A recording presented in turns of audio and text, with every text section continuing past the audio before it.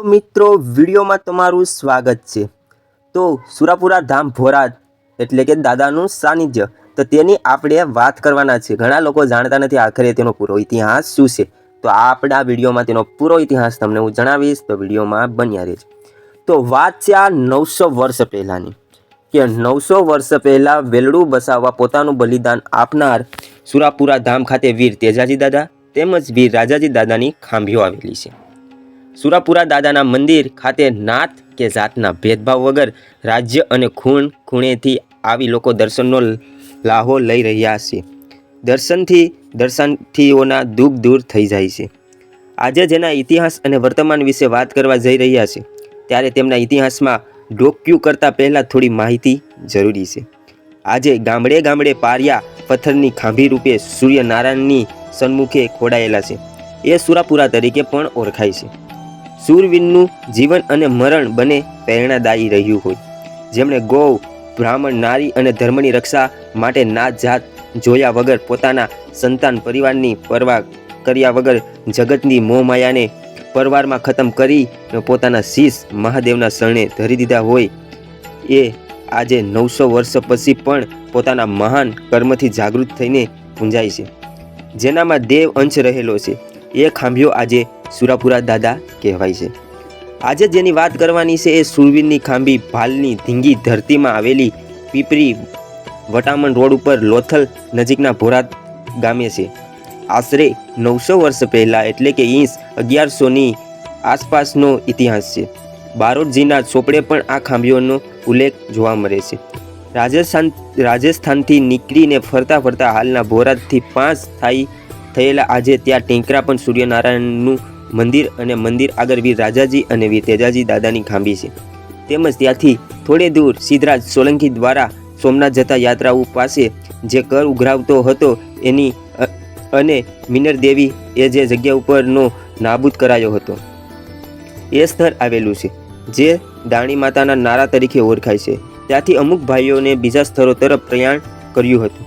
જ્યારે વીર રાજાજીનો પરિચય મેળવ્યો તો વિક્રમજી, શિવ સંઘજી અને માતા ગંગાબાના દીકરા ક્ષત્રિય કુળના સોહાણ શાખાના રાજપૂત વીર રાજાજી અને વીર તેજાજી એ સમયે જ્યારે સારણની દીકરીનું વેલડું લૂંટાતું હતું, ત્યારે એ સારણની દીકરીઓની આબરૂ બસાવવા વારે સળિયા ને સતરને વિંધ્યા, સતર નરાધમોને માર્યા, પણ પાછળથી ઘા થયો। પણ એક ક્ષત્રિય જ્યારે ધર્મના ધીંગાણે સડે ત્યારે કહેવાય છે કે સાક્ષાત મા ભવાની એનામાં ઉતરે છે। આમ શૂરવીર ઘવાયા પછી પણ લડતા રહ્યા, પરંતુ છેલ્લે કોઈ વિધર્મી દ્વારા મંદિરના સાટણા નાખવામાં આવ્યા અને માત્ર 27 વર્ષની નાની ઉંમરે પોતાના સંતાનોને ઘોડિયામાં મૂકીને પોતાના પ્રાણની આહુતિ આપી પરમાત્માના કામે પોતે જીવી ગયા। આ શૂરવીરતાની વાત છે મિત્રો। ત્યારબાદ વર્ષો વીતતા ગયા। બહાર ગામથી ઘણા સોહાણ રાજપૂતો દાદાની ખાંભીના દર્શન કરવા આવતા।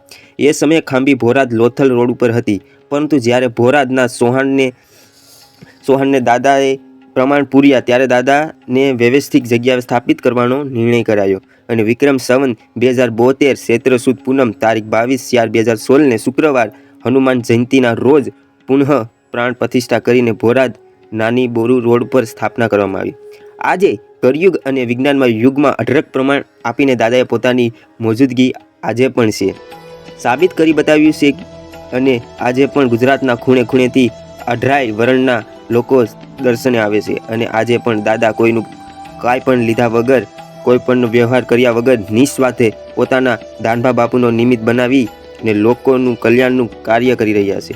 એવું લાગે કે જાણે જીવતા સેવા કરવામાં ઓરતા અધૂરા રહી ગયા હોય, એમ દાદાએ આજે પારિયા થઈને સમાજને સાચા માર્ગે દોરી રહ્યા છે અને તકલીફમાં મદદરૂપ થઈ રહ્યા છે।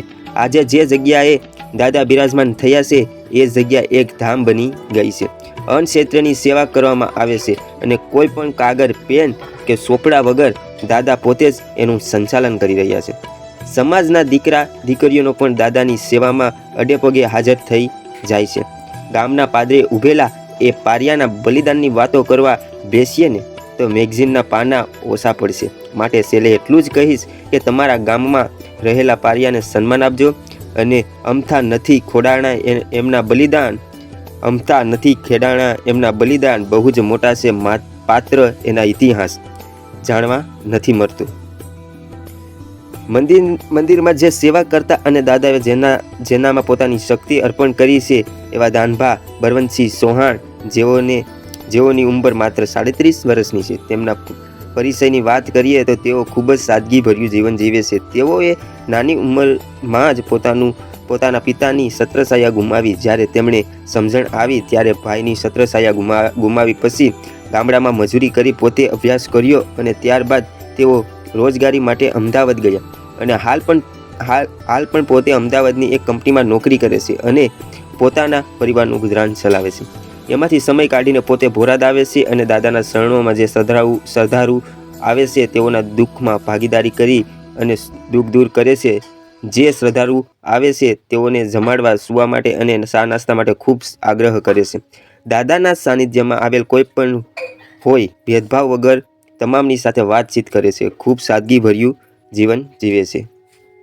તો મિત્રો, આ માહિતી અને આ હિસ્ટોરી, આ તમને જે ઇતિહાસ છે તે સારો લાગ્યો હશે તો વિડીયોને લાઈક કરજો અને કમેન્ટમાં જો સુરાપુરા દાદાને માનતા હોય ને તમે ના ગયેલા હોય તો એ કમેન્ટમાં જણાવજો ને જવા ઈચ્છતા હોય તો કમેન્ટમાં જણાવજો. જો થોડીક પણ આ સુરાપુરા દાદા ભોરાદનું તમારી અંદર શ્રદ્ધા હોય તો કમેન્ટમાં જરૂર લખજો જય સુરાપુરા દાદા.